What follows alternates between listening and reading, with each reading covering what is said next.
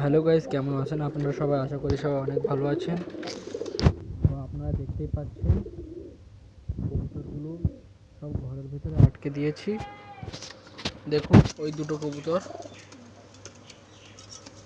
ওই ওখানে, আর একটা ওই দেখতেই পাচ্ছেন পা দেখা যাচ্ছে।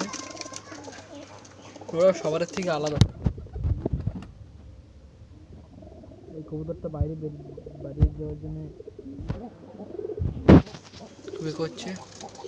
দেখতে পাচ্ছেন কবুতরটা, দুপুরবেলা কবুতরগুলো সব ছেড়েছি।